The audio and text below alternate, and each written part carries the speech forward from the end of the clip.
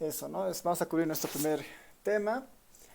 Y bueno, vamos a ver algo de historia del ERE, así muy leve.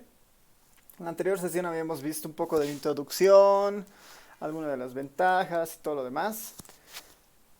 Así que ahora vamos a empezar un poco más formalmente. Obviamente hay muchos paquetes estadísticos, aparte del ERE, ¿no? El Excel que hace estadística, el SPSS, el SAS, el Stata, el EBIUS, ¿no? El MATLAB tiene sus módulos ahí igual para estadística. Python también hace su trabajo tiene muchas librerías orientadas a trabajo estadístico, ¿no? Y el ERE, ¿no? El ERE es un programa relativamente, em, no podríamos decir que tan nuevo, ¿no? Porque tiene nomás sus años de vigencia, ¿no? Es más o menos por los 2000, nace formalmente más o menos por los 80, ¿no? Pero ahora vamos a ver algo de eso. Así que este concepto del ERE, ¿no? De introducir a un estadístico que pueda tener habilidades computacionales, ¿no? Un manejo, eh, si quieren, intensivo del software, en este caso el ERE, es parte de este concepto de la ciencia de datos, ¿no? Es esto de data science, que es un nombre bastante atractivo, novedoso, ¿no? Es un nombre atractivo y novedoso, pero que no deja de estar en el marco de lo que la estadística hace, ¿no? Hay muchas versiones, ¿no? que dicen justamente eso, ¿no? Que la ciencia de datos no es nada más que un nombre sexy de la estadística.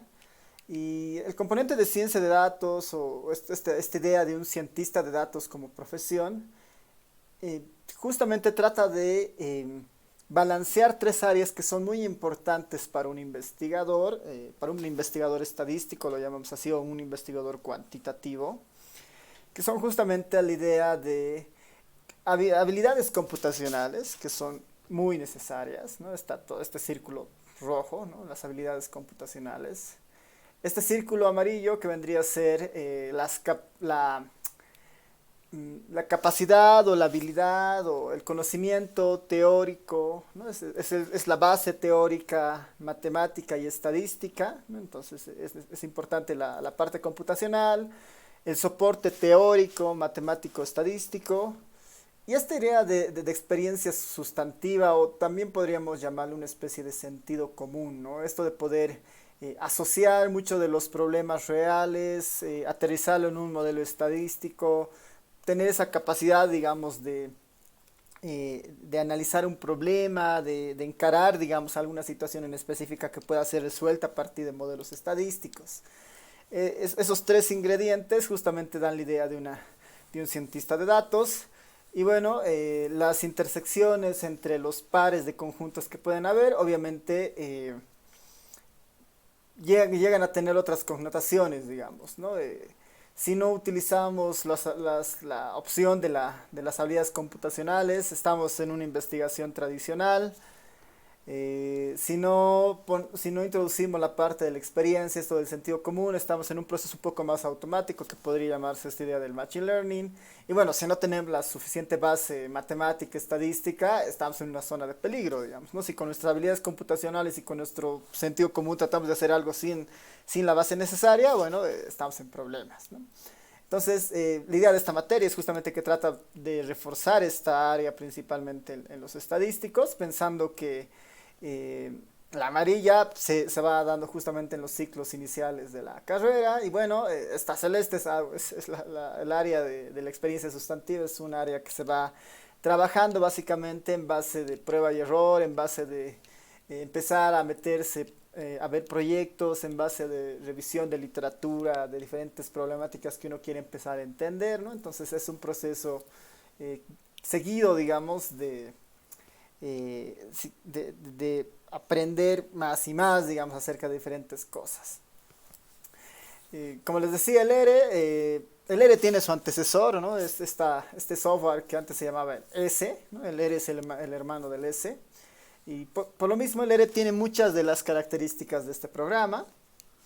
Ese era un lenguaje de programación estadística desarrollada por John Chambers.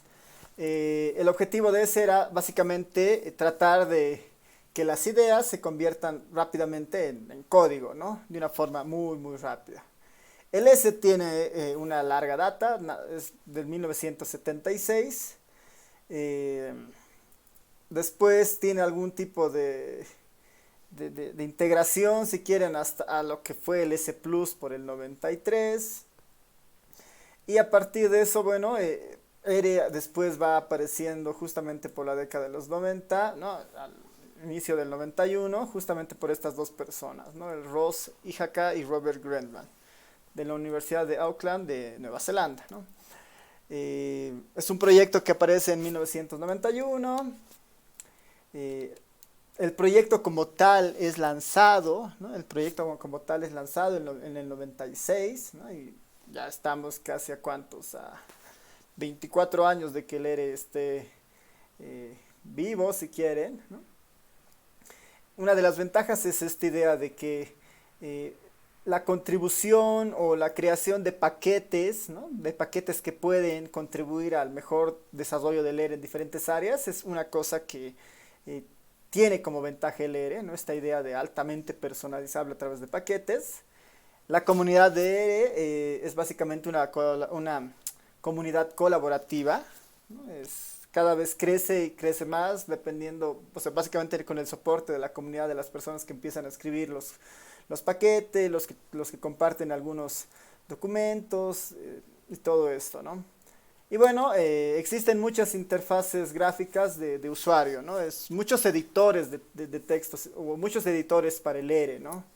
Entre los más populares está el ERE Studio y el Revolution, ¿no? Como habíamos dicho en el anterior, el ERE Studio no es que sea otro programa distinto al ERE, sino es un editor del ERE, ¿no? Es un programa que nos ayuda a interactuar con el ERE de una manera un poco más ordenada, tal vez, ¿no? Que la forma básica con la que viene el ERE, ¿no? Que igual finalmente es un tema de gustos, ¿no? El ERE Studio tiene nomás si quieren, esa parte de orden, si quieren, dividiendo sus ventanas, ofreciendo ciertas ventajas al momento de hacer ciertos procesos que son bastante habituales en el ERE, ¿no? Entonces el ERE Studio tiene sus ventajas justamente ahí, ¿no? Ahora acá tal vez es importante decir eso, ¿no? O sea, el ERE no es un software muy nuevo, ¿no? Tiene 24 años de vida. eh, y normalmente pasan estas cosas con estos softwares, ¿no? Es como que recién después de mucho tiempo empiezan a cobrar vigencia y de alguna manera son más populares, ¿no? Eh, Ahora, digamos, el ERE, si bien es cierto, es relativamente popular dentro de la comunidad estadística o de la comunidad de cientistas de datos. Hay otros paquetes que vale la pena también mirar, ¿no? Pensando que, si bien es cierto, el ERE se ha desarrollado por los 90 y ahora estamos como que en un pico en cuanto al uso. Hay otros proyectos como el Julia, ¿no? El programa Julia, que es uno de los softwares estadísticos más prometedores hacia adelante, que igual nace más o menos por la década de los 2000, pero parece ser el que va a la larga, digamos, reemplazar un poco al ERE, ¿no? Por un tema de que es un poco más eficiente en términos de velocidad, tiene una secuencia bastante interesante y ahora está justamente en pleno crecimiento. Entonces, es algo habitual que va a pasar con estos softwares estadísticos, no hay ese conflicto de que cada cierto tiempo un paquete puede volverse algo obsoleto, ¿no? Pero el ERE va a estar todavía vigente por muchos años más, así que vale la pena mirarlo, dado que igual se han desarrollado demasiadas herramientas como para interactuar diferentes fases dentro del quehacer estadístico, ¿no? ¿Qué es el ERE finalmente? Es un conjunto integrado de servicios de software justamente para trabajar con datos, procesarlos, hacer gráficos. eh, es fácil de instalar, es muy liviano. eh, Permite de alguna manera hacer esta transición de muchos operadores conocidos dentro de la matemática, ¿no? Como las matrices, los arrays, los vectores, en un lenguaje relativamente sencillo, ¿no? Es bastante intuitivo a veces el leer en algunas cosas.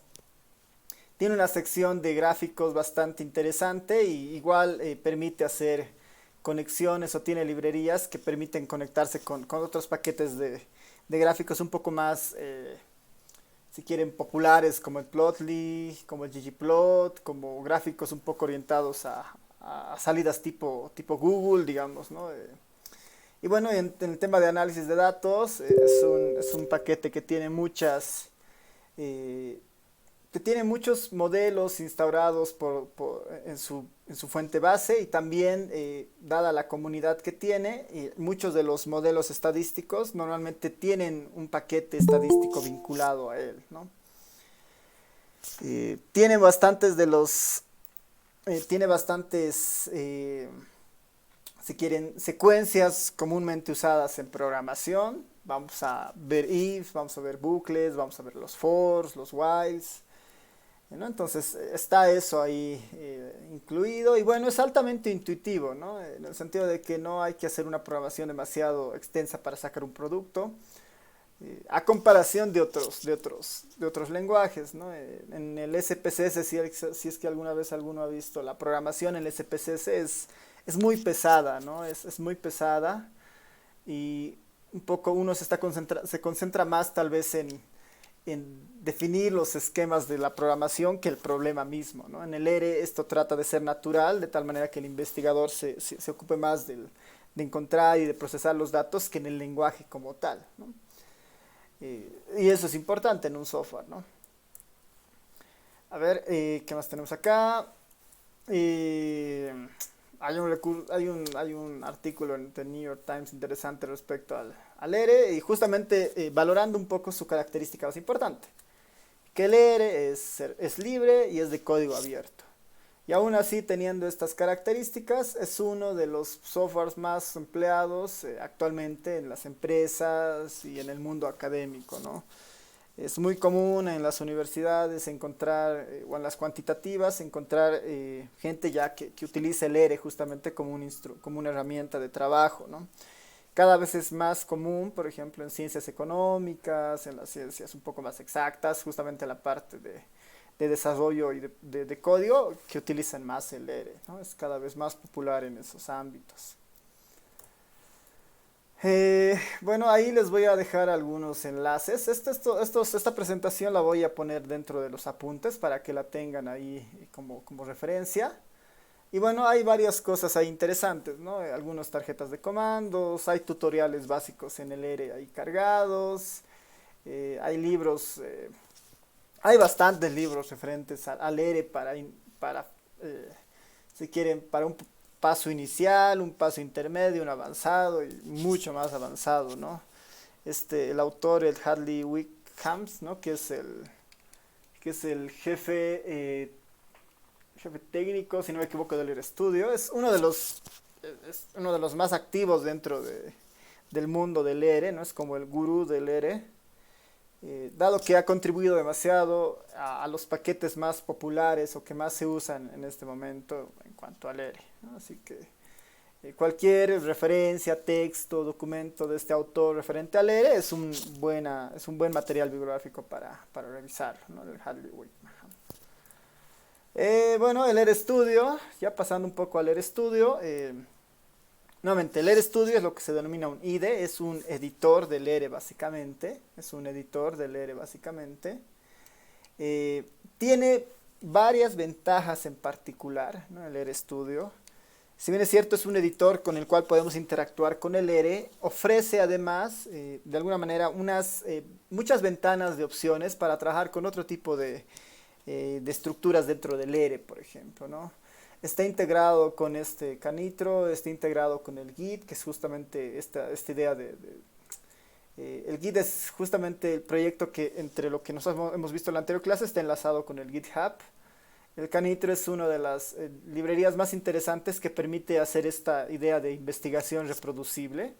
Es decir, que yo podría escribir, un código, o yo podría abrir un archivo en específico en el ERE y en ese archivo intercalar entre texto de un documento y código, y después eso compilarlo como una página web, como un PDF, o como un archivo Word, por ejemplo, ¿no? Dentro de un mismo archivo como tal podría compilar ese tipo de salidas, ¿no? Entonces, tiene sus ventajas el RStudio como tal, como un editor. Ahorita lo vamos a ver con más calma. La instalación ya la habíamos visto en la anterior clase, ¿no? Hay dos enlaces ahí importantes, que es el RCran y el RStudio, para empezar a elegir, y en ambos casos está disponible para la mayoría de los sistemas operativos, ¿no? Y la instalación es bien convencional, es descarga y siguiente, ¿no? Hasta finalizar. Eh, para los que ya tenían el ERE, lo más recomendable es volverlo a instalar si es que tiene una versión antigua, ¿no? Esto principalmente porque a veces algunos paquetes nuevos requieren una versión relativamente actual del ERE, ¿no? No es tan necesario si tiene una versión del 3 hacia adelante, no van a tener muchos problemas, pero siempre les va a recordar el ERE que hay una versión nueva para que se la descarguen. Ya, entonces vámonos al ERE para empezar con algo de ERE básico. Vámonos al ERE para empezar con algo del ERE básico. Ya, entonces, formalmente, este es el RStudio, ¿no? Este es el RStudio. Voy a abrir una ventana como seguramente a ustedes les va a aparecer, ¿no? Ustedes deben tener una... si es que abren el RStudio, no sé si me están siguiendo en sus computadoras, les pido que abran el RStudio para tener una salida de este estilo, ¿no? Es muy probable que tengan algo de esta forma, o incluso si es la primera vez que están abriendo el ERE, deben tenerlo más o menos de esta forma. A ver, voy a mover un poco esto acá para que vean cómo está, ¿no? Es muy probable que lo tengan así, ¿no? Con la consola aquí abajo, ¿no? Entonces, independientemente de qué está en cada una de estas ventanas, ¿no?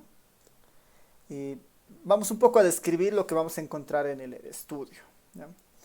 Siempre hay 4 ventanas, ¿no? La posición no importa mucho porque eso después se puede cambiar, ¿no? Depende un poco de la comodidad que ustedes prefieran.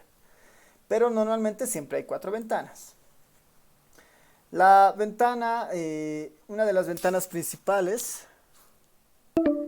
a ver, denme un momento. Los que me están siguiendo con sus computadoras o con el RCloud, digamos el RStudio Cloud, este es el RStudio, ¿no? Este es el RStudio. Hay 4 ventanas principales, nuevamente el orden no importa, eso lo podemos mover. Hay 2 ventanas muy importantes, ¿no? Hay 2 ventanas muy importantes. Una es la ventana de la consola, ¿no? Esta es la ventana de la consola, donde aparece justamente este mensaje del ERE, ¿no? Este mensaje del ERE, con toda su advertencia, la versión, que es justamente la 4.02, lanzada el 22 de junio. Y bueno, con algunas instrucciones ahí para mirar, ¿no? Después, tal vez en algún momento, como una cosa interesante acá, si es que no queremos que aparezca este texto dentro de la consola, ¿no? Basta con poner el cursor justamente acá donde está parpadeando, ¿no? Esta es la consola justamente donde está este simbolito de mayor, ¿no? Y ahí está ese parpadeo, esa línea con ese parpadeo. Si por alguna razón queremos limpiar la consola, no queremos limpiar la consola, que no aparezca esto, simplemente apretamos control L, ¿no? Control L y lo va a limpiar la consola, ¿no? Con control L. No, ya no tengo nada en la consola. Esta es una de las más importantes ventanas, ¿no? Que es justamente la de la consola. La otra ventana muy importante es la que normalmente viene, la que nos va a permitir un poco escribir los códigos. Y normalmente aparece aquí arriba, ¿no? Es la ventana de aquí arriba. Si por alguna razón no les aparece, por decirlo está así, esto ustedes pueden irse aquí a File y decirle que quieren un nuevo archivo. Y le ponen un RScript, ¿no? File, nuevo archivo, un RScript, ¿no? Y eso les va a abrir justamente esta ventanita que tienen acá. Esta es justamente la ventana para códigos o para scripts del ERE, ¿no? Uno puede abrir muchos scripts. Un script que es un script es básicamente es como un bloc de notas, ¿no? Donde uno va a empezar a escribir los diferentes comandos o secuencias de comandos que uno quiere empezar a hacer para interactuar con el ERE, ¿no? Entonces este es el script básicamente, ¿no? Puedo cerrar todo y ahí no tengo nada. Otra vez puedo decirle file, new file, ERE script. Y ahí se abre el script con el cual yo voy a interactuar con el ERE, ¿no? Aquí hay muchas ventanas que justamente ofrece el ERE Studio para guardar, para correr algunas cosas, ¿no? Para detectar muchas... ¿no? Ahí tiene sus diferentes opciones que seguramente las vamos a ir viendo con el transcurso de las sesiones, ¿no? Estas son las dos más importantes. La consola y el área del script, ¿no? Donde nosotros empezamos a escribir código. Después tenemos las otras dos consolas o las otras dos ventanas, ¿no? Las otras dos ventanas son ventanas que ofrecen mucha información auxiliar, ¿no? Mucha más información auxiliar. Tenemos esta primera ventana que tiene, bueno, está bien esta primera ventana que tiene bastantes pestañas acá, ¿no? Environment, History, Connections. Es muy probable que a ustedes no les salgan todas las pestañas, porque normalmente algunas pestañas aparecen cuando uno va instalándose algún paquete, ¿no? Pero la principal de acá tal vez es justamente esta, la del environment. Esta ventana es útil en el sentido de que acá se va a ir listando los objetos que nosotros empecemos a cargar en el ERE, digamos, ¿no? Nosotros creamos una matriz, esa matriz va a aparecer acá. Nosotros creamos un vector, ese vector va a aparecer acá. Nosotros creamos una base de datos, esa base de datos va a aparecer acá, ¿no? Entonces es la idea del environment. Si uno quiere tener un historial de los distintos comandos que he hecho, acá está justamente el history, que es una especie de historial donde están un montón de códigos ahí. Tal vez si no son tan importantes, uno puede hacer la limpieza eventualmente, ¿no? Puedo borrar todo mi historial de comandos ahí. Los siguientes van a depender un poco del uso, digamos. Cuando veamos el capítulo 6 del ERE y el Spark, esta ventana de conexión va a tener un poco más de sentido. Entonces, lo más importante tal vez acá es la ventana del environment, que es donde se van a empezar a listar los objetos que carguemos en el ERE. Y bueno, finalmente la última ventana, que es esta que tiene estas pestañas de archivos, ¿no? Files, plots, package, help y viewer, ¿no? A ver, tiene dos pestañas útiles esta ventana, esta última ventana que vamos a ver. Una son la de los archivos, ¿no? En Files tengo un acceso rápido a distintos archivos de alguna carpeta donde esté localizada mi sesión del ERE, ¿no? Entonces yo tal vez quiero ver algún archivo en particular, hago clic y lo puedo ver rápidamente, ¿no? Ese es un primer uso para esta ventana. Una segunda pestaña importante de esto es la pestaña de plots. Los gráficos que vayamos a realizar, a generar, se van a mostrar en esta pestaña de plots. Ahí se van a mostrar los distintos gráficos que nosotros realicemos. Esta tercera pestaña de los paquetes es útil para buscar algunos paquetes de interés, porque este está conectado justamente con los paquetes que están en la página web del ERE. Entonces, si por ahí encontramos algún paquete que nos es útil o lo necesitamos, lo podríamos instalar desde acá, digamos, ¿no? Yo puedo ahí seleccionar y le puedo decir, bueno, carga ese paquete, ¿no? Bueno, está haciendo varias cosas ahí que tal vez esto lo podemos hacer después, pero me da una idea o un acceso rápidamente a los paquetes disponibles, ¿no? El help es una herramienta muy importante porque el help es una pestaña que me ayuda a conocer el funcionamiento de algún comando en específico, ¿no? El help es útil para conocer el funcionamiento de algún comando en específico.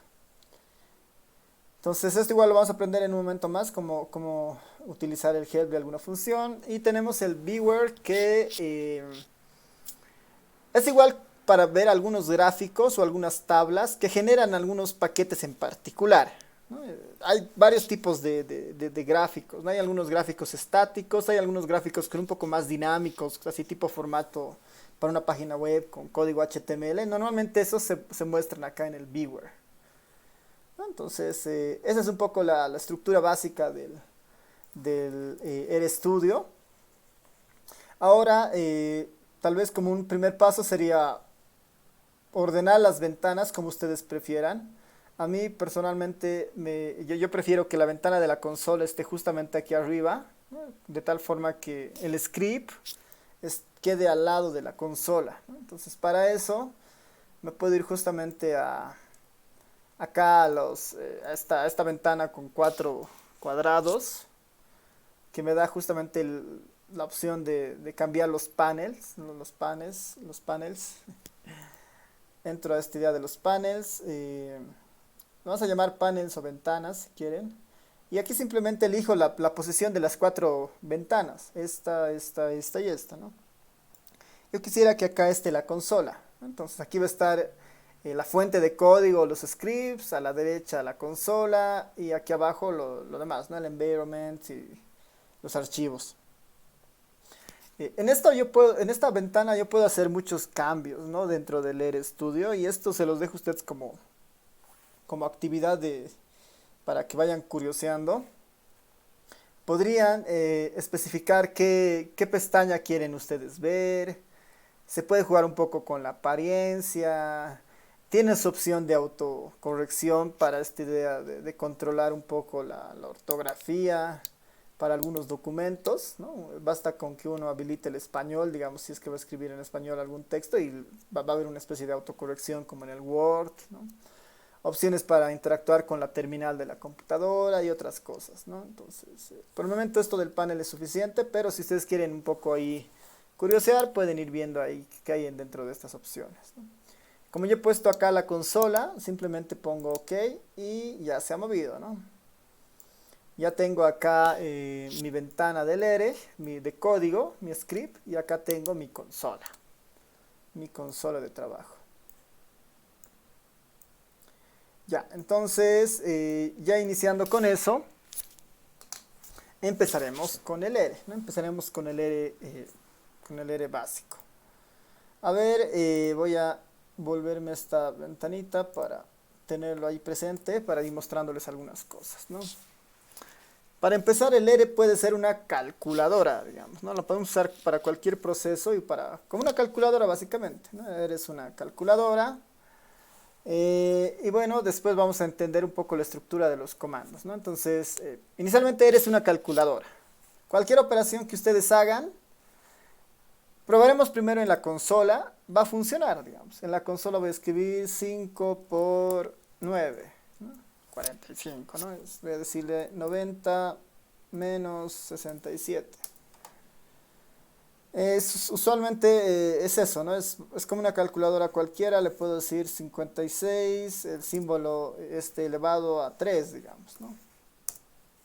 56 elevado al cubo, ¿no? Utilizando los símbolos convencionales para hacer estas operaciones. Entonces, inicialmente el ERE es una calculadora. Ahora, para empezar a interactuar con el ERE, tenemos 2 caminos, ¿no? 2 caminos iniciales. El primero sería directamente en la consola, ¿no? Justamente después de este símbolo de mayor, yo puedo empezar a escribir un código y el ERE lo va a interpretar, ¿no? Yo le digo 5 por 0, ¿no? 5 por 0. Escribo la secuencia o la línea de interés, presiono Enter y la consola lo interpreta y devuelve un resultado, en este caso 0, ¿no? Entonces, esta es una de las primeras formas de interactuar con el ERE. La segunda forma es hacerlo desde la consola, perdón, desde el script, ¿no? Acá hemos abierto un script, entonces yo puedo acá escribir y decirle, bueno, 5 por 8. Me voy abajo, ¿no? Acá que yo apriete Enter no significa que eso se va a compilar o va a coser, digamos, o el ERE va a interpretarlo, ¿no? Acá la única idea es, como es una especie de bloc de notas, cada línea normalmente puede estar reservada para un comando, digamos. Acá puedo poner 89 más 90, ¿no? Acá puedo poner 67 dividido entre 6, Acá puedo poner 45 elevado a 7, ¿no? Yo tengo 4 líneas donde he escrito estas operaciones. Eh, este es como un bloc de notas, ¿no? Yo voy acumulando código justamente acá. Para que el R lo interprete, tengo que mandarle la instrucción. Tengo que decirle al R, bueno, esta línea, o tengo que mandar la línea que yo quiera a la consola, ¿no? Para hacer eso hay varias opciones, ¿no? Una de las más directas sería, bueno, dado que ya tengo estas 4 operaciones, puedo irme a este botón del run para que corra, aprieto y donde estaba la línea va a correr, digamos, 5 por 8. Ahí está la línea parpadeando. O, está bien, aquí sí no, 89 más 90, ¿no? Ahí está el cursor parpadeando. Pongo run y va a correr esa línea, ¿no? 89 más 90. Podría seleccionar todo, poner run y van a correr las 4 líneas, ¿no? Si quieren hacerlo de esta manera, pueden usar ese botón. Tal vez lo más rápido para hacer esto es utilizar los atajos que hay con el teclado. Entonces, basta que el cursor esté en la línea de interés. Por ejemplo, me interesa saber cuánto es 45 elevado a la séptima, ¿no? O perdón, tal vez la primera, ¿no? Para hacerlo por orden, me interesa saber cuánto es 5 por 8, ¿no? Entonces, como el cursor está en la línea de interés, basta con que yo oprima Control Enter. Y el Control Enter manda esa línea a la consola para que lo interprete, ¿no? Ahí está 40. 89 más 90, 179. 67 dividido entre 6, 11.16, ¿no? 45 elevado a 7, ese número, ¿no? Entonces, Control Enter me va a ayudar justamente a mandar esa línea a la consola. Tal vez yo quiero mandar todo, pues puedo seleccionar todo y mandar de golpe, ¿no? Entonces esto lo voy a limpiar otra vez. Selecciono todo y Control Enter y manda y interpreta las 4 líneas en ese orden, ¿no? Entonces, acá lo importante es tal vez el Control Enter, ¿no? Para mandar cada una de las líneas. El orden no importa, ¿no? El orden no importa con el que ustedes pongan en el script, digamos. Puedo correr primero la línea 4, después la línea 2, después la línea 1, digamos, ¿no? Finalmente es como un bloc de notas donde yo defino qué voy a mandar, ¿no? Ahora, el orden sí importa mucho cuando su programa o su script tiene alguna secuencia ordenada de pasos para generar un proceso, ¿no? Así que ahí va a depender mucho de lo que ustedes vayan haciendo, ¿no? Entonces, para empezar, justamente el R es una gran calculadora para hacer estas cosas, ¿no? Si dejamos al lado esta idea de la calculadora, ¿no? O tal vez en la misma línea incluso, tenemos que hablar ahora de los comandos del R, ¿no? De los comandos del R, ¿no? Ya hemos visto algunos, ahí un poco operaciones básicas sin entrar en muchas cosas. Es importante entender cómo interpreta el R lo que nosotros le vayamos a poner. Y básicamente el R es un lenguaje que utiliza comandos para hacer procesos, ¿no? Utiliza funciones o comandos, ¿no? Como ustedes prefieran el nombre. ¿Cuál es la idea de un comando, ¿no? Este es un comando, ¿no? Nosotros vamos a poner el nombre del comando. Después vamos a utilizar los paréntesis, ¿no? Abrimos y cerramos paréntesis. Y dentro del comando vamos a poner los argumentos. Los argumentos son con lo que funciona un comando, ¿no? Es con lo que funciona un comando. Entonces, comando y entre paréntesis los argumentos. Como información útil acá, no se puede resumir un comando, ¿no? No es que podemos abreviar un comando y ponerle un nombre más corto. El R es muy sensible entre mayúsculas y minúsculas, ¿no? Un comando donde la primera inicia con mayúsculas es muy distinto a un comando donde la primera letra igual inicia en minúsculas, ¿no? No son los mismos comandos. Entonces ahí hay que tener cuidado de escribir el comando tal como ha sido diseñado, ¿no? Siempre se dan los paréntesis, ¿no? Porque si no, el R interpreta que aún el comando sigue recibiendo información antes de procesar, ¿no? Entonces hay que cesar los paréntesis. R entiende el orden de los argumentos o su nombre clave.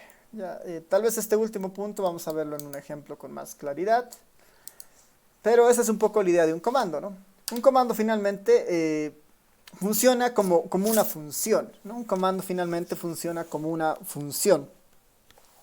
Si recuerdan cómo trabaja una función, ¿no? Digamos que tenemos la función f, nosotros dentro de la función f metemos algo, digamos una x. Y eso, la función agarra esa x, la transforma y la vuelve una y. ¿No? Esa es un poco la idea. Esa es una función.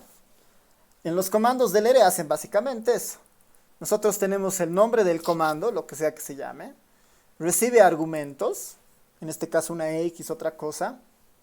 1, 2, 3, más argumentos, cuantos argumentos tenga el comando. Y finalmente retorna algo, ¿no? Retorna una y, algún valor, hace algo, digamos, el comando que nosotros apliquemos ahí. Entonces, bueno, acá lo voy a dejar esto para que esté, perdón, esto lo voy a dejar para que esté ahí como recordatorio. Obviamente esto, si lo mando al ERE, no me interpreta y va a decir, bueno, no entiendo qué está pasando, ¿no? Ya, no importa, ¿no? Hasta ahorita vamos a corregir eso. Entonces, ¿cómo funciona el ERE? Hemos dicho por comandos. Algunos de los comandos más sencillos, muy relacionados a lo que podría ser una calculadora, por ejemplo, es el comando ex, por ejemplo, ¿no? Que es la exponencial de algún número. Aquí el comando se llama exp y entre paréntesis pongo el número del cual nosotros queremos obtener la exponencial, ¿no? La exponencial de 90. Y me devuelve la evaluación del exponencial de 90, ¿no? Ese número. La exponencial de 0. 1, ¿no? Me va a devolver justamente esos valores. No sé, la exponencial de 1, ¿no? Y va a empezar a devolver 2.718. Otra de las funciones matemáticas usuales es el logaritmo, ¿no? El logaritmo de 10. Claramente no es logaritmo de base 10, digamos, ¿no? La raíz cuadrada de un número, SQRT de 25, ¿no? La raíz cuadrada de un número, 5. Entonces está funcionando de esa manera, SQRT 25, ¿no? Logaritmo de algo, exponencial de algo. Y así funciona un comando, ¿no? Ahora, en este punto es muy importante que nosotros recordemos un poco esta idea de cómo funcionan los comandos, recordando este cuarto punto. ERE entiende el orden de los argumentos o su nombre clave. Nosotros hubiéramos podido escribir SQRT tal como está, entre paréntesis 25, o también SQRT x es igual a 25. En los dos casos el resultado va a ser el mismo. En los dos casos va a ser el mismo, ¿no? Porque estas son como las dos maneras de interactuar con los comandos del ERE. En el primer caso solamente hemos anotado 25, pero estamos respetando el orden. Normalmente el comando SQRT lo que espera en su primera posición, digamos, o como un elemento, es el número con el cual vamos nosotros a trabajar. Está esperando justamente el valor del x, digamos, ¿no? Entonces es indistinto que nosotros pongamos sin identificar el valor, digamos, sin x igual a 25 y solamente lo pongamos como 25, ¿no? Es indistinto que usemos los dos, ¿no? Hay comandos que tienen más de un argumento, En esos casos podemos respetar el orden de los argumentos y si respetamos ese orden no va a ser necesario escribir el nombre del argumento. Y si no vamos a respetar el orden de los argumentos, lo mejor que se puede hacer es anotar estos argumentos, ¿no? Que es igual, lo vamos a ir viendo con calma con algunos ejemplos más adelante. Ya, entonces, estos son, digamos, ERE como una calculadora, básico ahí. Hay ciertos caracteres reservados para el ERE, ¿no? Hay ciertos caracteres reservados para el ERE. Es decir, símbolos que no se los pueden usar tan fácilmente porque el ERE los usa para su trabajo, digamos, para su trabajo formal, digamos, para todo su trabajo, digamos, para toda su secuencia de trabajo. Y uno de esos símbolos dentro del ERE es el símbolo de numeral. Este simbolito de numeral, ¿no? Voy a poner, sirve para realizar comentarios. El numeral sirve para realizar comentarios. Por eso en el mismo RStudio el comentario se ha puesto de otro color. Si yo mando la línea 13 a la consola, no muestra nada porque el ERE entiende que es un comentario, ¿no? El ERE entiende que es un comentario, por más que mande, ¿no? Control Enter, sabe que es un comentario y no tiene nada que mostrar. Una de las cosas interesantes ahí del ERE, por ejemplo, esta f de x igual a y, lo voy a poner como un comentario y ya no voy a tener problemas ahí, digamos. Está como un comentario que acabamos de hacer ahora, digamos, ¿no? Esta era la función exponencial, digamos, ¿no? Esta era la función exponencial. Esta era la función logaritmo, digamos, logaritmo, y esta era la función raíz cuadrada, ¿no? Puedo ahí puedo ir comentando los comandos que he empezado a escribir, ¿no? Sin mucho problema. Entonces, ¿no? Puedo ir escribiendo de esa manera. Y si mando, por ejemplo, la exponencial de 90 otra vez, compila el comando, entiende que esto es un comentario, lo muestra en la consola, pero no afecta, digamos. Sigue saliendo exactamente, o sigue realizando la misma operación anterior. Sigue evaluando la exponencial de 90, ¿no? Sigue evaluando la exponencial de 90. Entonces, uno de los caracteres importantes para esto justamente es este simbolito del numeral. Otro carácter importante es el símbolo de interrogación, el final, ¿no? El de la derecha. Este símbolo habilita la opción de pedir ayuda o del help de los comandos del ERE, ¿no? Habilita el comando help o habilita la ventana de ayuda para los distintos comandos. ¿Qué tal si por alguna razón yo me he olvidado cómo trabaja la función sqrt? Pongo la función, adelante de la función pongo el símbolo, este símbolo de interrogación de la derecha, ¿no? El final. Lo mando a la consola y en la ventana de aquí abajo, en la ventana que yo tengo donde estaban los archivos, los plots, en esa ventana de ayuda se va a desplegar el help de esa función, el help de la función sqrt. Aquí me dice, bueno, en realidad esta función es parte de una misceláneo de funciones matemáticas, entre ellas la función de valor absoluto que se llama abs, ¿no? Había habido otra función que es abs para valor absoluto. Y bueno, también está la función sqrt que justamente calcula la raíz cuadrada de un número, me dice, ¿no? ¿Cuál es el uso, no? Pones el comando o absoluto o sqrt y dentro del sqrt pones el argumento x. Acá tiene un solo argumento y es ese valor, es el x. Y devuelve justamente la raíz cuadrada. ¿Quién es x? ¿No? Entonces aquí dice, ¿no? Los argumentos. Tienes un solo argumento que es el x, que es justamente un número. O puede también ser un vector, dice, o un array, ¿no? Entonces este sqrt podría devolver la raíz cuadrada de todos los números metidos en un vector o todos los números metidos en un array o en una matriz, por ejemplo, ¿no? Entonces es bastante poderoso nomás, digamos. Ahora estamos probando con un solo número, pero igual dice que funciona con muchos más números, ¿no? Después, bueno, normalmente están algunos detalles de la función para que uno los conozca, alguna referencia respecto a lo que estamos utilizando, en este caso, seguramente, ¿no? La referencia está haciendo referencia a un documento del lenguaje S, que seguramente es con el cual funciona por dentro el sqrt para calcular las raíces cuadradas. Alguna recomendación para ver otros comandos similares, ¿no? Seals, ver funciones aritméticas, funciones logarítmicas, funciones trigonométricas y otras funciones matemáticas, ¿no? Ahí nos dan algunas cosas interesantes. Hay algunas recomendaciones más y bueno, casi todos los helps, todas las ayudas siempre tienen esta parte inferior donde muestran algunos ejemplos, ¿no? Algunos ejemplos de cómo trabajar con este comando, ¿no? Algunos ejemplos para trabajar con este comando. Y esa es la idea del comando help, ¿no? Este comandito o este símbolo de interrogación que justamente me va a facilitar ver el help de algo, ¿no? pongo signo de interrogación y le pongo ahora la función logaritmo, ¿no? Y ahí está, por ejemplo, ¿no? La función logaritmo. Ahora, esta en particular es un poco más compleja que la anterior, ¿no? La función es log.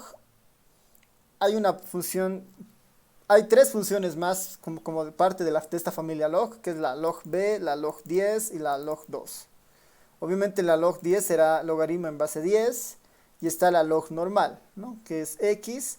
Ahora, noten que esta sí tiene dos argumentos. La función logaritmo tiene dos argumentos. El primer argumento es el valor x, que es el número que entra para ser evaluado, ¿no? Para sacarle el logaritmo. Y el segundo argumento es la base, ¿no? Uno puede cambiar la base acá, por ejemplo, y decirle que, bueno, quiero otra base para calcular el logaritmo. Por defecto, ¿no? Por defecto, acá podemos ver por defecto la base que está definida ahora es la base exponencial. Es una base exponencial. Si nosotros quisiéramos cambiar esta base a otra, entonces podemos cambiar eso, ¿no? Ahí nosotros podríamos hacer ese cambio. La base podría ser cualquier número positivo con respecto, bueno, y eso, ¿no? Por defecto, la base es justamente la exponencial, ¿no? La exponencial de 1. Entonces el logaritmo tiene esas dos opciones, ¿no? Ya con eso nosotros podríamos decir, bueno, ¿cuál será el logaritmo de 10? Es 2.3. ¿Cuál será el logaritmo de 10 en base 10? ¿No? 1. ¿No? Ahí puedo cambiar la base, por ejemplo. Log de 10 en base 10. Esto formalmente es así, ¿no? X igual a 10 en base 10 es igual a 1. Si yo no escribo los argumentos, a ver, acá puedo cambiar. En base 5, digamos, ¿no? Medio extraño. Logaritmo de 10 en base 5, 1.43. Yo puedo escribir este comando describiendo los argumentos, así de manera explícita como en el primer caso, o sin escribir los argumentos, simplemente poner la posición de los números, ¿no? Log 10, 5. Va a ser lo mismo, siempre y cuando yo respete el orden. Quiero el logaritmo de 10 en base 5. Siempre va a ser lo mismo. Es muy distinto a que yo haga esto, ¿no? 5 de 10. Si hago esto, lo que está sacando en realidad es el logaritmo de 5 en base 10. Que es muy distinto a lo que yo potencialmente quería, digamos. Esto se podría corregir si yo le digo acá. Bueno, en realidad la base es 5 y el x es igual a 10. Entonces estoy escribiendo de otra forma los argumentos. Y esto me va a salir 1.43, ¿no? Entonces, este es igual a 1.43, este es igual a 1.43, este es igual a 1.43, ¿no? Y la línea 17 no, está mal especificada, digamos. Si mi objetivo era sacar el logaritmo de 10 en base 5, la línea 17 está mal especificada, ¿no? Pues tenemos que tener ese cuidado justamente en poner, o bien respetar la posición de los argumentos, y si no vamos a respetar eso, no nos acordamos exactamente la posición, tal vez lo mejor es escribir el argumento como tal y después justamente el valor del argumento, ¿no? X igual a 10 con el argumento. Tal vez ahí eso funcione relativamente bien, ¿no? Entonces ahí ya tenemos una idea de los comandos con el argumento, con los distintos argumentos, las distintas funciones que hay. ¿Qué tal? ¿Hasta acá alguna duda, pregunta sobre lo que estamos viendo? Consulta. ¿Todo claro? Ya, a ver, José Daniel nos pregunta si en cada instrucción que se realice en el script es necesario poner punto y coma al final. No, para nada. Por ejemplo, yo no he puesto punto y coma en ninguno de los casos y sigue corriendo, ¿no? Sigue corriendo. Ahora, tal vez, es buena pregunta para introducir algo. Si bien es cierto, en el script que nosotros tenemos, asume que cada línea está destinada a un comando, digamos, a un comando en específico. La línea 7 calcula la exponencial de 0, digamos, ¿no? La línea 14 pide el help del logaritmo. La línea 18 pide el logaritmo de 10 en base 5, ¿no? Entonces, el R asume justamente que cada línea está vinculada a un comando. Ahora, no necesariamente eso puede ser cierto, ¿no? Yo puedo introducir dos comandos en una sola línea. Puedo introducir dos comandos en una sola línea. Por ejemplo, le voy a decir, quiero que me calcules el logaritmo de 20, punto y coma, y además, ¿no? Y además quiero que calcules la exponencial de 0. El punto y coma es útil para ponerlo en una misma línea para escribir múltiples comandos. Por ejemplo, acá yo voy a escribir dos comandos en una misma línea y el R lo va a entender, ¿no? Y me va a sacar el resultado de esos dos comandos. El logaritmo de 20 era 2,99 y la exponencial de 0 era 1. Entonces, el punto y coma es útil para separar comandos. Puedo escribir cuántos comandos quiero en una línea siempre y cuando los separe con punto y coma, ¿no? Voy a decirle acá 5 por 6, punto y coma, 10 elevado a 10. Y me voy a interpretar los cuatro códigos, ¿no? Tengo 4 distintos comandos en una sola línea, ¿no? Entonces, para eso sí es importante el punto y coma, ¿no? Para separar comandos en una línea. ¿Qué tan útil es hacer esto? Y depende de la comodidad de ustedes, digamos, ¿no? Normalmente a veces el punto y coma se utiliza para definir muchas variables, por ejemplo, ¿no? Para definir muchas variables. Entonces voy a definir, por decir, 5 variables. Es mejor hacerlo en una sola línea que utilizar 5 líneas para eso, digamos, ¿no? Y separar con punto y coma. Capaz que para eso es bastante útil utilizar el punto y coma. Pero para otro tipo de comandos, pues depende mucho de un poco de la comodidad con la que ustedes trabajen, ¿no? Escribirlo de esta manera o escribirlo en 4 líneas no significa eficiencia, digamos, ¿no? Igual son 4 comandos para hacer 4 cosas, digamos, ¿no? Eficiencia es, por decir, hacer lo menos cantidad posible con menos comandos, digamos, ¿no? Llegar al mismo resultado con menos comandos, básicamente, ¿no? Menos líneas de comando, en este caso. Ya, ¿qué tal? ¿Alguna otra duda, pregunta?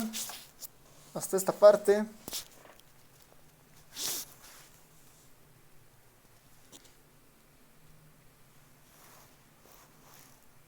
Ya, creo que nadie. Ya, entonces continuaremos con esto. Ahora, es importante en este punto mencionar que cuando trabajen con los scripts, lo mejor que pueden hacer es siempre guardarse el archivo, ¿no? Guardarse este archivo. Para eso yo me voy a este disquete y yo lo voy a guardar, ¿no? Lo voy a guardar en este caso. Tengo una carpetita donde tengo el código, entonces lo voy a guardar justamente acá. Voy a crear una nueva carpeta para esto. Voy a poner code 222020, ¿no? Ahí voy a poner los códigos que vayamos haciendo, ¿no? En este caso, este es el código de la clase del 31 de agosto, ¿no? Del 31 de agosto. Y ya tengo guardada justamente el script, ¿no? Esto porque es útil en el sentido de que después, más tarde, lo puedo abrir, un poco repasar y tener justamente esto a mano. Y cuando hago algún análisis sobre una base de datos, esto es muy útil porque con esto voy a poder reproducir todos los indicadores de algún proyecto, por decir, ¿no? Voy a poder hacer justamente eso. Ya. Entonces, con eso lo guardo. Con eso guardo el script. Y vámonos a la siguiente parte, que es un poco ya empezar a conocer algunas estructuras del R, ¿no? Vamos a conocernos, a ver, veremos si nos ha faltado algo en esta parte. Ya hemos visto la mayoría de estas cosas. Ya, lo de ahí abajo no es tan importante. Ya, tal vez en esta pestaña sí vale la pena un poco quedarse. Y es respecto a las palabras reservadas y los símbolos especiales del R, ¿no? las palabras reservadas y símbolos especiales. Esos son los caracteres especiales del ERE, si quieren, ¿no? El ERE tiene bastantes palabras, si quieren, propias, ¿no? Reservadas. Una de ellas es el NA, ¿no? El NA del Not Available, el ERE lo utiliza para datos perdidos. Cuando en una base de datos, por decir, llega una observación sin información, es un dato perdido, ¿no? El ERE lo va a interpretar como NA, va a aparecer NA, ¿no? Otros paquetes normalmente utilizan otro tipo de carácter, ¿no? Para el stata el valor perdido es un punto, por ejemplo, ¿no? En el SPSS no recuerdo muy bien, pero igual se puede configurar esa idea. Pero en el caso del ERE, el valor perdido se lo interpreta como NA. Después tenemos el null, ¿no? Que son los datos nulos. El ERE interpreta el null como un objeto vacío, si quiere, ¿no? Como un objeto vacío. Y es como que nosotros podemos crear una variable que no tenga absolutamente nada, ¿no? Eso es útil a veces cuando uno hace alguna secuencia en programación para que se cree un objeto y después empecemos a llenar ese objeto, ¿no? Entonces es importante antes como definirlo, digamos, ¿no? Muchas veces el null ayuda a ese tipo de cosas. Otra palabra reservada es este del inf, ¿no? Que hace relación al infinito positivo y el infinito negativo, ¿no? Este de aquí ya habíamos visto, que es el comentario, ¿no? El numeral hace esta idea de comentario. Y después también tenemos algunos valores lógicos, ¿no? El ERE trabaja con una secuencia de valores lógicos para algunos casos en particular. Y estos valores lógicos el ERE lo interpreta, utiliza la palabra clave true para verdadero. Esta sí se puede abreviar como una T. Es casi la única palabra que se puede abreviar en el ERE.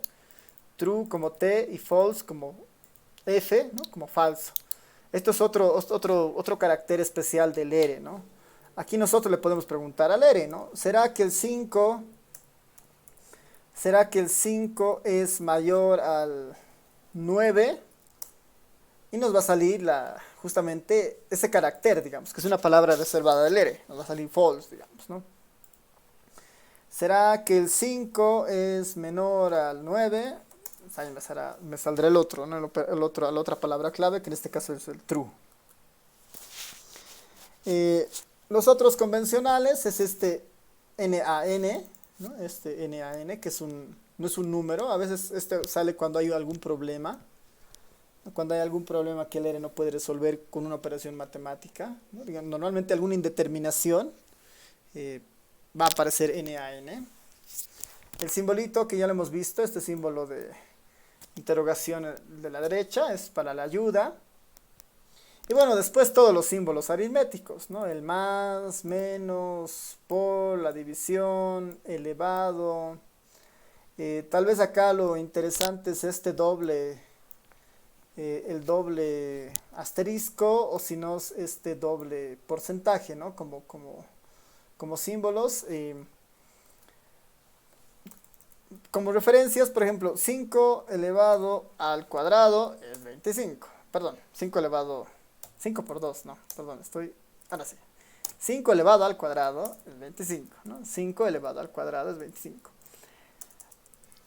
El ERE tiene dos símbolos para identificar este exponente 2. Una opción es este símbolo, digamos, este símbolo que es bastante convencional. Y la otra opción es escribir dos veces el asterisco.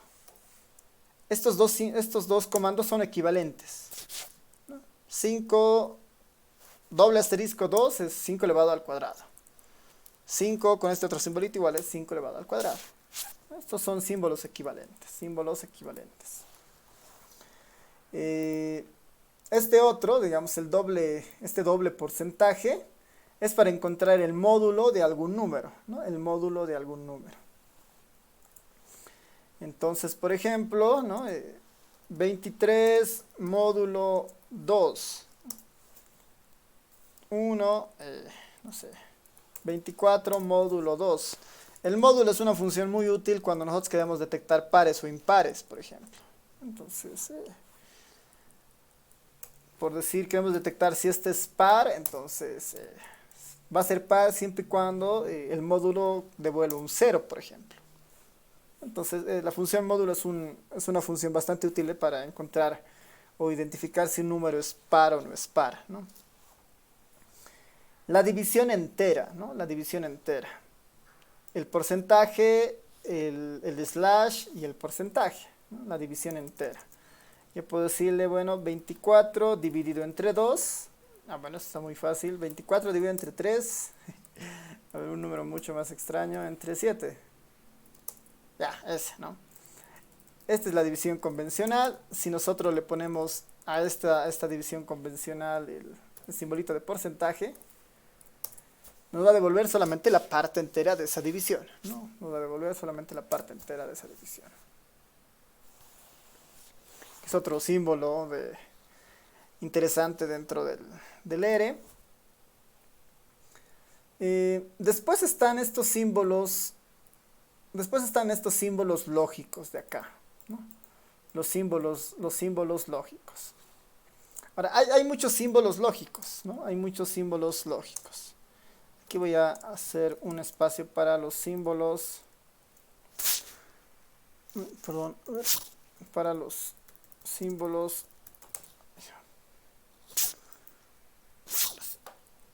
Para los símbolos lógicos. Ahora sí. Hay varios símbolos lógicos que utiliza el ERE, ¿no? Y los símbolos lógicos están un poco asociados seguramente a lo que han visto en álgebra 1 cuando ven la parte de lógica, digamos, ¿no? Ahí vamos a trabajar con muchos de esos conectores que a veces se utilizaban o con algunos símbolos lógicos. Uno de los primeros símbolos lógicos es la igualdad, ¿no? ¿Será que 5 es igual a 6? ¿No? El doble igual se utiliza para comparar o hacer pruebas, si quieren, de igualdad. Si yo compilo esta línea, la 35, 5 sería igual a 6, false, ¿no? Entonces, de los símbolos lógicos, normalmente las salidas son de tipo lógicas, en este caso, como el false, digamos, ¿no? ¿Será que acá le puedo decir, ¿no? 5 al cuadrado será igual a 25? Cierto, ¿no? Entonces me va a salir que sí, ¿no? Entonces, uno de los primeros símbolos es justamente esta idea de igualdad, ¿no? Este símbolo de la igualdad. Otro símbolo lógico importante en el ERE es el de la desigualdad, ¿no? Aquí puedo poner, ¿será que 5 es desigual a 6? ¿No? El símbolo de desigual simplemente se incorpora este signo de admiración. Compilo y me va a decir, bueno, sí es cierto, el 5 es distinto al 6, ¿no? El 5 es distinto al 6. Esta es la idea de desigualdad, ¿no? De desigualdad. O no igualdad, desigualdad, ¿no? Desigualdad. ¿Será que el 25 es igual al 25? Perdón, ¿será que el 25 es distinto al 25? False, ¿no? El caso contrario, ¿no? True, false. De la misma manera hay otros símbolos lógicos que, por ejemplo, lo voy a poner aquí entre paréntesis. ¿Será que el 5 es mayor al 10? Por defecto es false, ¿no? Por defecto es false. 5 mayor a 10, falso. El símbolo de negación es el signo de admiración suelto, ¿no? El símbolo de negación. Ahora, ¿por qué es útil esto? Porque en programación vamos a utilizar muchas estas funciones para, en base a algunas condiciones, seguir con el procesamiento. Acá pongo el signo de admiración. Solo el signo de admiración por delante de alguna secuencia lógica lo convierte en una negación, ¿no? Por defecto, 5 es mayor a 10, falso. Si yo a falso le aplico el símbolo de negación, se va a volver verdadero, ¿no? Entonces invierte, digamos, ¿no? Los trues lo vuelve false y los false lo vuelve true, ¿no? Ese es el símbolo de negación. Que igual es útil muchas veces, ¿no? Porque es para invertir básicamente cualquier salida. Después tenemos ya los conectores, ¿no? Yo le puedo decir, bueno, 5 es igual a 5, esto es sí, digamos, ¿no? Pero 5 será mayor a 6, esto es false. Si yo los agrupo ambos casos, ¿no? Si yo los agrupo ambos casos, los puedo agrupar, digamos, puedo agrupar estas secuencias con el ilógico, ¿no? Este es el ilógico, ¿no? Cuando quiero yo concatenar algunas condiciones, ¿no? Hacer esto si cumplen estas dos condiciones. Si esto es cierto y esto es cierto, entonces hace algo, digamos, ¿no? Por defecto, ¿qué debería salir acá? ¿No? Cuando utilizo el conector y, recordarán, si este es cierto y este es cierto, entonces la salida es cierto. Si cualquiera de estos dos es falso, entonces la salida es falso, ¿no? Y si los dos son falsos, también es falso, ¿no? Así que si yo compilo esta línea, la salida va a ser falsa. A menos que yo ahí incorpore alguna de las cosas, digamos, ¿no? 5 menor a 6, true, digamos, ¿no? Entonces puedo igual empezar a operar de esta manera, ¿no? Con el ilógico, que normalmente se utiliza en muchos casos ya para incorporar, digamos, algunas secuencias de filtro, digamos, cuando se trabaja sobre alguna base de datos. Este es falso y este es verdadero. Este es el ilógico. Se puede utilizar un solo operador y o también se puede hacer de esta manera. Son equivalentes a lo anterior. Uno o dos. Es indistinto. Uno o dos. Tal vez uno es más que suficiente para evitar esta idea de tener más caracteres. Y el otro valor, el otro operador lógico es el o lógico, ¿no? El o lógico para el R es simplemente esta barrita, ¿no? Esa barrita es el o lógico para el R.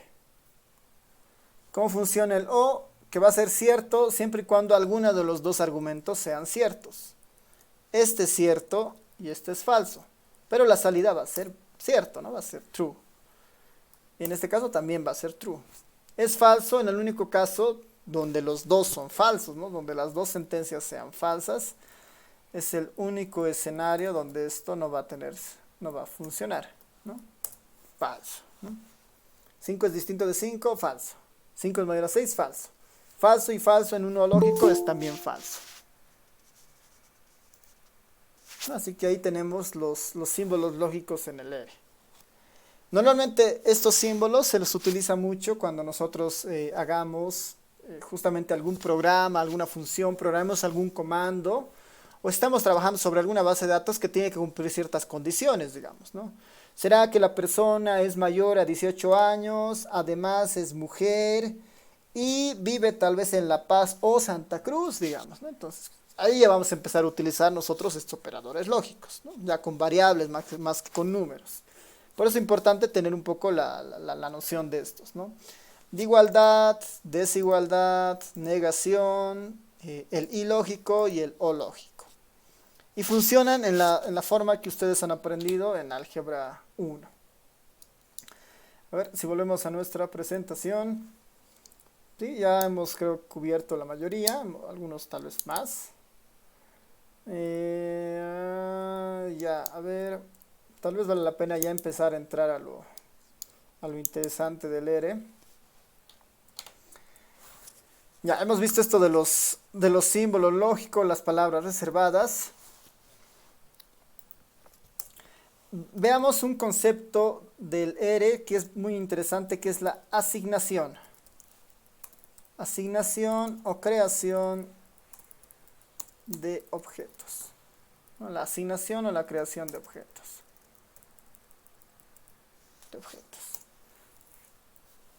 Ahora, hay muchas palabras sobre esto, digamos, estructuras, objetos, variables, ¿no? Estructuras, variables.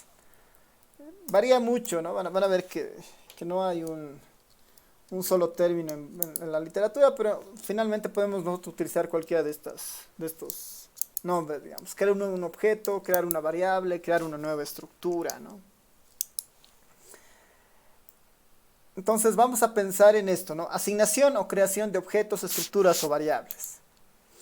Una de las ventajas del ERE es que yo puedo empezar a crear objetos para guardarlos en la memoria de la sesión, ¿no? Eso es importante. Cualquier cosa que yo cree en la sesión que está abierta ahora, en la que está activa, va a vivir durante la sesión. Cuando nosotros nos salgamos del ERE, esos objetos van a desaparecer, ¿no? Porque son archivos temporales que están ahí siempre y cuando nuestra función esté activa, ¿no? Siempre y cuando nuestra función esté activa. No es que si yo guardo una base, no es que si yo aquí creo una base de datos y la altero, ya he alterado la base de datos original en la memoria, digamos, ¿no? Todo existe mientras nosotros estemos en la sesión. A menos que utilicemos un comando explícito para guardarlo en la computadora, ¿no? Así hay comandos para decir, quiero guardar este objeto en la computadora, digamos. O quiero reemplazar esta base de datos con esta otra base de datos, ¿no? A menos que nosotros lo hagamos de forma explícita, todo va a vivir de forma temporal, digamos, ¿no? Entonces, ¿cuál es la idea de crear objetos?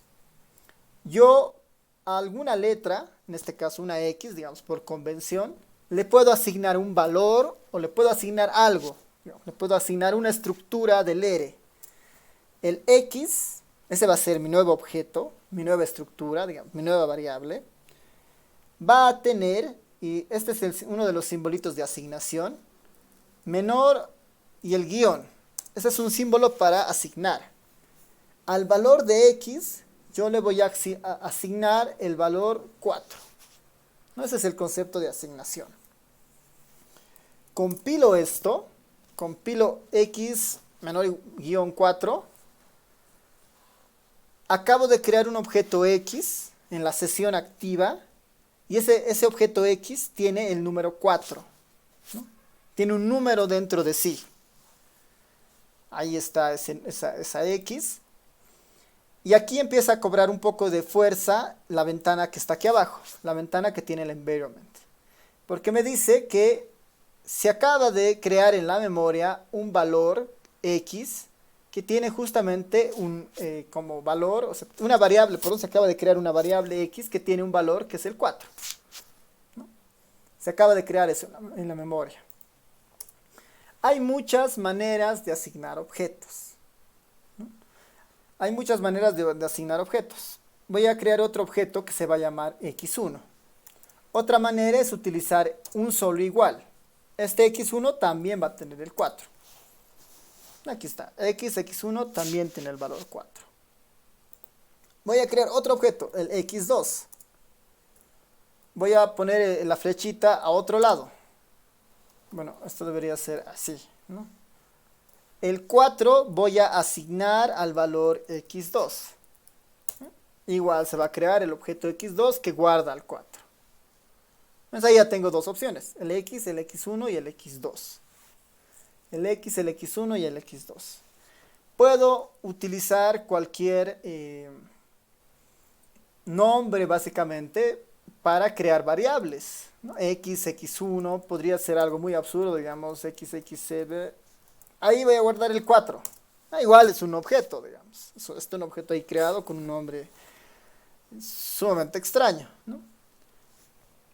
No importa el nombre que se le dé. La única recomendación cuando se cree un nuevo objeto en el ERE es que el nombre que se utilice no entre en conflicto con los caracteres reservados del ERE, digamos, ¿no? El na, del true, el false, digamos. Esos caracteres esas palabras son un poco reservadas para el ERE, ¿no? Es la única recomendación. Ahí igual cuando se manejan variables en estadística, lo más recomendable es utilizar nombres que podamos fácilmente recordar o tengan alguna relación con la variable de la cual proviene, ¿no? Entonces ahí hay varias recomendaciones sobre cómo nombrar una variable, ¿no? En este caso ese ejemplo es sumamente convencional. Una de las ventajas de esta idea de la asignación es que como ya tengo los objetos aquí creados, puedo utilizar ahora estos objetos para hacer las operaciones. X multiplicado por X1 pero x1 va a estar elevado a x2, ¿no? Esto lo pongo en paréntesis para que esto se haga primero. Entonces como que 4 elevado a 4 multiplicado todo eso por 4. Y el resultado había sido 1024, ¿no? Ya puedo utilizar justamente los valores que acabo de asignar a estas variables como operadores, digamos, ¿no? Si por alguna razón ahora no quiero que sea 4, quiero que esta sea 5, actualizo el valor de x, ¿no? No se va a hacer automáticamente. Actualizo el valor de x para que se interprete y otra vez hago mi operación en la línea 57. Ahora cambia el valor, 1280, porque ahora el x es 5, ya no es 4. Entonces puedo hacer estos pequeños cambios en esta primera parte. Esto en el sentido de la asignación, digamos. Esto en el sentido de la asignación. Entonces ya tenemos ahí un poco claro los elementos de la asignación, ¿no? Los distintos elementos de la asignación. ¿Qué tal? ¿Hasta acá alguna duda, pregunta, comentario?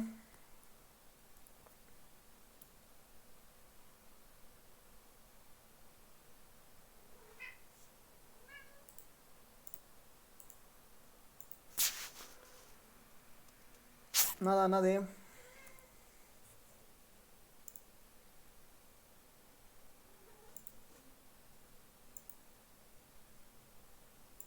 Ya.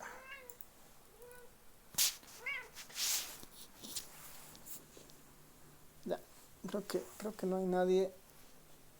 Ya, entonces no hay ninguna pregunta. Ya, entonces seguiremos con nuestra siguiente, con lo siguiente. Ya, creo que hemos avanzado bien nomás. Vamos a definir la siguiente división para un poco entender mejor estos objetos, ¿ya? Ya, es buena pregunta de José Daniel. ¿Cuánto espacio llega a ocupar en la memoria? ¿Cuánto espacio llega a ocupar en la memoria? Depende, ¿no?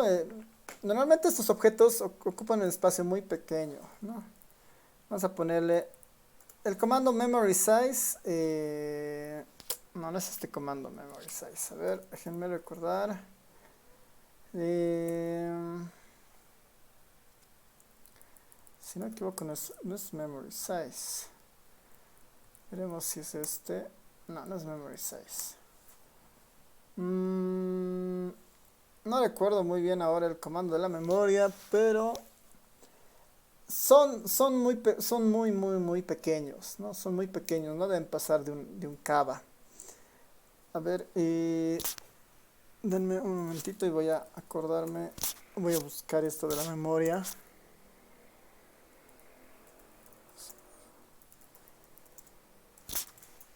Y les digo ahora, ya, pues, claro. Es object size, ¿no? Object size. Este comando es para saber el tamaño de un objeto, ¿no? El tamaño del objeto X, 56 bytes, ¿no? 56 bytes. Es bien chiquito, ¿no? Es bien chiquito. No sé. Todos van a hacer eso porque en el fondo igual son... es un carácter que está guardado en cada uno de ellos, digamos, ¿no? Capaz que al X le ponemos un 50. Object size, tampoco, no ha cambiado el tamaño, ¿no? Si el tamaño en memoria es muy reducido, ¿no?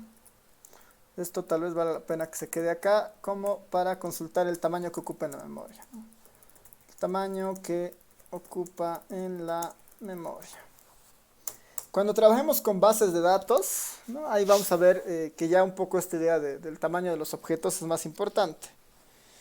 Porque, no sé, vamos a jalar bases de datos que provengan de un censo, ¿no? Entonces, normalmente esos en la memoria del ERE van a llegar a pesar, no sé, 100 megas, 70 megas, 80 megas, ¿no? Que ahí un poco ya vamos a empezar a ver la necesidad de buscar algunas estrategias cuando nuestra computadora ya no pueda soportar el tamaño de una base de datos, y ahí nace esta idea del Big Data, ¿no? Ahí justamente nace la idea del Big Data. Ya, súper. Entonces, veremos los tipos de estructura que hay en el ERE, ¿no? Los tipos de estructura, a ver, ya, tipos de objetos, tipos de estructuras. Ya, está bien.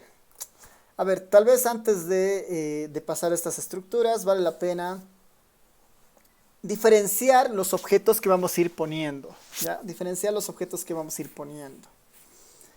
Por ejemplo, ¿no? voy a crear acá diferentes variables. Y les voy a llamar, ¿ya? Y1, Y2, Y3,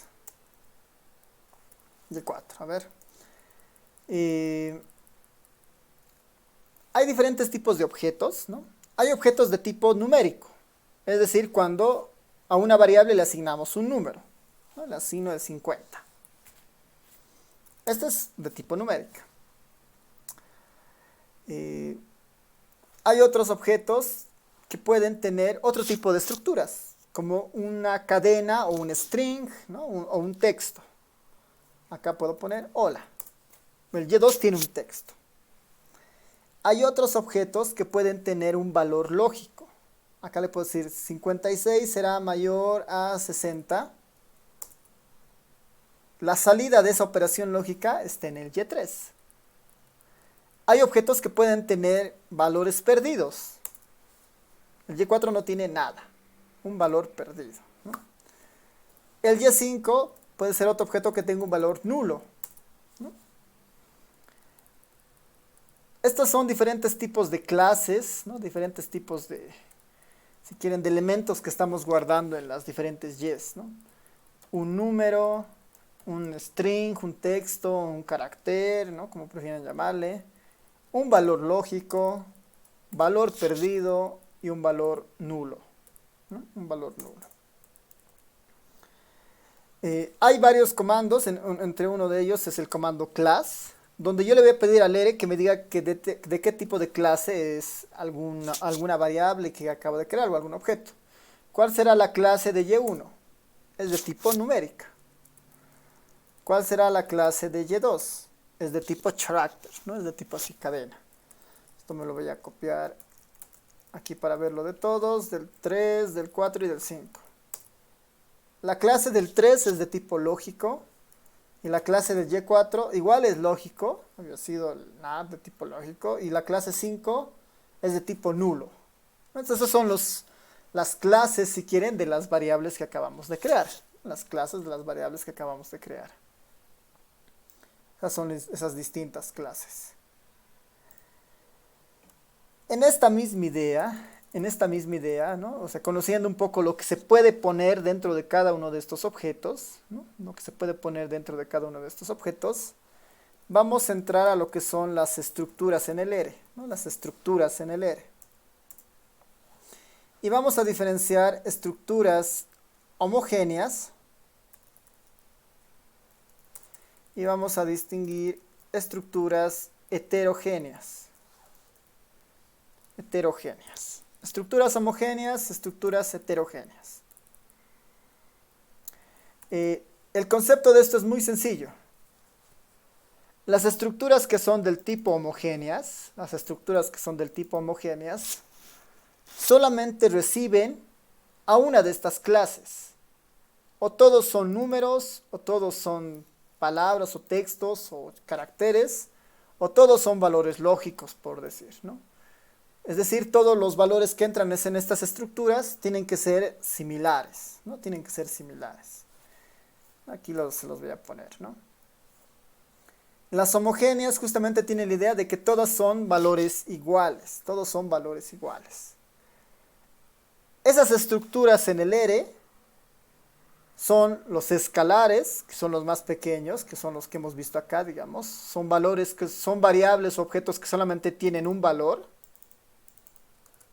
O son vectores, o son matrices, o son arrays, ¿no? Esas son las estructuras homogéneas. Un vector solamente puede ser un vector de puros números o de puras palabras. No puede tener palabras y números simultáneamente, ¿no? De poder puede, pero él debe entender que son solo palabras, por decir, si mezclamos números y palabras en un vector. para el ere todos van a ser palabras, todos van a ser caracteres. Lo mismo con una matriz. Una matriz solo recibe números, O sea, no podríamos mezclar con otros objetos. Un array es la generalización de una matriz en más de dos dimensiones, ¿no? Y la característica es que en estos tres pueden tener valores lógicos, números o cadena, ¿no? o caracteres, ¿no? Y después están los otros tipos de objetos, que son las estructuras heterogéneas. Las estructuras heterogéneas son básicamente dos en el ere, que son los data frames y son las listas. Los data frames y las listas. Los data frames es lo más cercano a lo que, si ustedes han visto base de datos, es una base de datos, es una tabla si quieren. Es una tabla donde las filas son individuos, observaciones y las columnas son variables. Y obviamente las columnas pueden ser de diferentes tipos. Una columna puede ser numérica, otra columna puede ser de tipo texto, otra columna puede ser de tipo lógico. Es un data frame lo más cercano a una base de datos. Y el objeto lista, ¿no? O estos objetos listas, o estas estructuras de lista, son los objetos más completos en el ere, ¿no? Porque en una lista uno puede poner todo.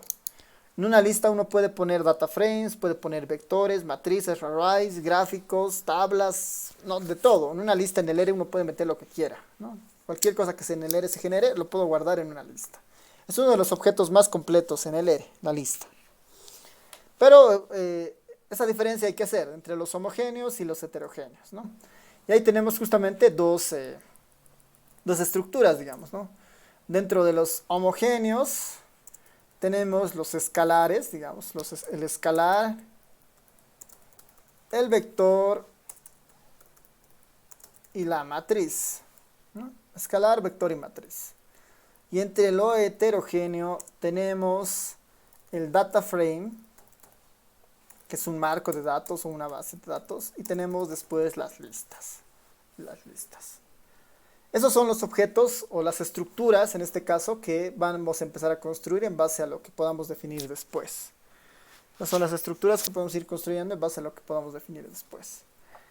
En cuanto al escalar, ya hemos visto, ¿no? Este es un buen ejemplo para el escalar, ¿no? Voy a copiar esta parte. Estos son los escalares, ¿no? Son objetos que solamente tienen un elemento. Esos son los escalares. Objetos con un solo elemento. Y el vector ya es el vector ya básicamente es una definición de las que ustedes han visto en las materias, ¿no? Un vector ya es lo más parecido a lo que han visto en álgebra lineal. En acá, tal vez lo importante en la parte de vectores es definir que los vectores en R, ¿no? Los vectores en R son de tipo, son vectores columna. ¿No? Los vectores que uno crea en el R, todos los vectores que uno crea en el R son vectores columna. Esto por un tema de la dimensionalidad para después hacer el producto de matrices y todo lo demás, ¿no? Entonces los vectores que se generan en el ere son vectores columna. ¿Cómo creo un vector? ¿No? Y con esto terminamos la sesión. ¿Cómo creo un vector? Igual, ¿no? Voy a crear acá, digamos, en mi vector 1, mi V1, el simbolito de asignación. Voy a crear mi nuevo vector. El comando C, ¿no? que hay muchas discusiones sobre qué significará el comando C. A veces es concatenar o vector columna. Pues este comando C es el que permite crear el vector.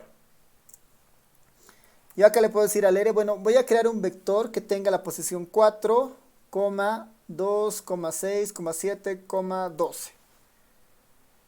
Entonces, los elementos que están en el vector los pongo y los voy separando con comas. Todo esto dentro del comando C, ¿no? De concatenar, de column, ¿no? Hay varias versiones de qué puede significar la C, ¿no? Compilo esto y ya acabo de crear mi primer vector, ¿no? Y el ere me dice aquí abajo, acabas de crear un vector llamado B1, que es un vector numérico, y dice num, digamos numérico, que tiene 5 valores, ¿no? Tiene 5 valores, el 4, 2, 6, 7 y 12, ¿no? Y ese es un vector numérico. Puedo crear un vector de tipo texto. Cuando creo un vector de tipo texto, las palabras las tengo que separar, o sea, si quieren las palabras o el texto que vaya a poner yo, la tengo que poner entre comillas, siempre, ¿no? Como en este caso de aquí arriba, cada vez que yo defina texto tengo que ponerlas entre comillas. Puedo poner hola, coma, ¿cómo, coma, estás, coma, adiós, ¿no? Hola, ¿cómo estás? Adiós. Eh, Ahí, por ejemplo, este vector en realidad se está, este vector, perdón, voy a hacerlo correr, ahí está el vector B2, que tiene 4, es un vector de tipo CHR, ¿no? Que es de tipo character, así de tipo carácter, que tiene 4 elementos. Hola, ¿cómo estás? Adiós. ¿No? Hola, ¿cómo estás? Adiós. Eh, yo puedo introducir o sea, yo puedo introducir sin problema, si quieren, los acentos acá. El R no va a tener problemas con eso, los va a generar así, tal como están, ¿no? Hola, ¿cómo estás? Adiós. Solamente que esto de los acentos, a veces hay que tener cuidado con el encoding, con la codificación que tienen las computadoras, digamos, ¿no? Muchas veces, digamos, yo puedo guardar este código y se los mando al Telegram. Cuando ustedes abran sus computadoras por el encoding, capaz que esto un poco se desconfigure, ¿no? Entonces, ahí tiene, digamos, unas características, pero eso se puede superar, digamos, con algunas opciones que tiene el R, ¿no? Así que no es un problema, digamos, ¿no? Sí lo identifica, sí corre, no hay problema, pero cuando nos movamos de computadora, a veces eso tiene un problema con el encoding por esta idea de las ñes o los acentos que siempre los programas de computación tienen, ¿no? Ahora, en esta misma idea, a ver, lo voy a poner así. ¿Qué pasa si yo a este vector numérico aquí al final le pongo un texto, ¿no? Le pongo hola. Hola. Lo compilo. No me ha mandado error, no me ha dicho nada el R. Pero, si bien es cierto, la mayoría de los elementos que tiene este vector son numéricos, para el R, el vector 3 es de tipo carácter, ¿no? Porque ha detectado una palabra, ha detectado un texto, un string, y ha dicho, dado que hay una palabra, voy a asumir que todas son strings. ¿Por qué? Porque soy un objeto homogéneo. No recibo objetos mixtos, ¿no? Todos para mí ahora son de tipo texto. Y a todito les ha puesto las dos comillas. A todito les ha puesto las dos comillas. Entonces ahí hay que tener cuidado justamente con eso, ¿no? Un vector es un objeto completamente homogéneo. Ahora, una cosa interesante del R es que yo puedo anidar comandos, digamos. El B1 está acá, ¿no? 4, 2, 6, 7, 12. Yo le puedo decir aquí al mismo B1, ¿quiénes de estos números serán menores por decir, o serán mayores al 3? ¿No?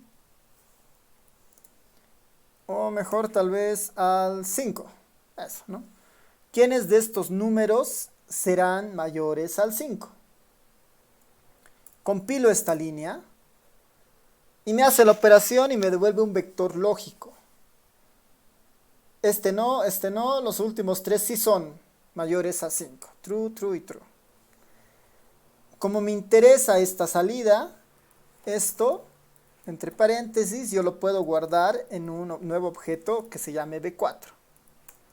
Y en el B4 ahora tengo un vector de tipo lógico, ¿no? Donde se está guardando justamente estas salidas de false, false, true, true. Entonces ahí ya tengo, digamos, la funcionalidad de un vector, o la idea de un vector, digamos. Acá la clave es justamente utilizar el operador C para crear un vector de forma manual. No estamos creando un vector de forma manual. Hay maneras de crear vectores un poco más útiles, digamos, para muchos procesos, que eso igual los vamos a ver, yo creo, en la siguiente clase. Pero hasta este punto es importante que tengamos en mente eso, ¿no? La idea de objetos homogéneos, heterogéneos, las clases de objetos que pueden haber, numéricas, characters, lógicos, valores perdidos, valores nulos. Ya, entonces hasta acá, ¿alguien tiene dudas, preguntas, comentarios?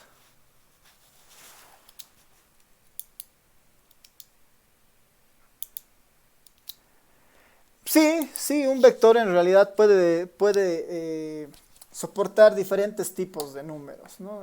James pregunta si un vector puede soportar diferentes tipos de números. Sí, ¿no? A ver, aquí voy a ponerle, a ver, le voy a poner un número negativo, -9, le voy a poner un número, no sé, irracional, le voy a poner el pi es el número pi, digamos, ¿no? Voy a poner un número irracional, 3 dividido entre 7, ¿no? Y el B5, ¿qué es lo que tiene, no? El B5 tiene justamente eso, ¿no? El -9, 3.14, 0.42. Ahora, sí, digamos, cuando uno introduce un número, digamos, con muchas más características, digamos, o más grande, o con esta idea de los decimales, por ejemplo, el pi pues es irracional y tiene una cantidad infinita de de decimales, ¿no? Todos los otros números se van a adaptar al número, digamos, a la notación del número un poco más complejo que haya, digamos, ¿no? El número más complejo que esté ahí, por ejemplo, ¿no? Si yo le pregunto acá, por ejemplo, al R, ¿no? Le voy a decir la clase del vector 5. Es de tipo numérica, es de tipo numeric. Hay otros objetos que es como el type of. ¿Qué tipo de objeto es este? Para un poco profundizar más. Es de tipo double, digamos, ¿no? Tiene ahí la presencia de algunos decimales, por ejemplo, ¿no?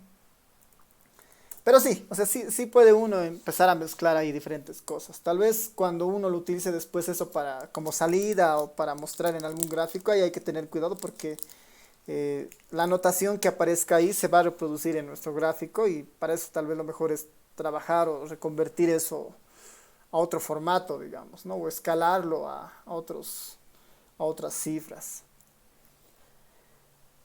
Ahí tenemos como que dos objetos ya para definir un poco ya, profundizar la estructura con el type of, ¿no? Si le pongo type of del B1 es muy posible que me marque que son puros, bueno, igual lo detecta como double, ¿no? Habría que ver si le pongo un número cualquiera, el 2 double, digamos, ¿no? Entonces, no hace tanta, el área al parecer no hace tanta especificación de algún caso, digamos, ¿no? Ya para las data frames ahí tal vez un poco es más fino, ¿no? ¿Quién más? ¿Alguna duda, alguna pregunta más adicional? ¿Curiosidad? ¿Algo?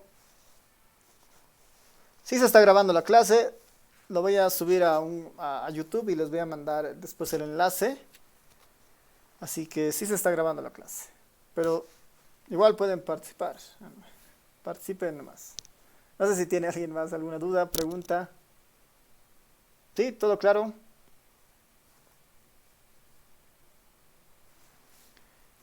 Ya, súper.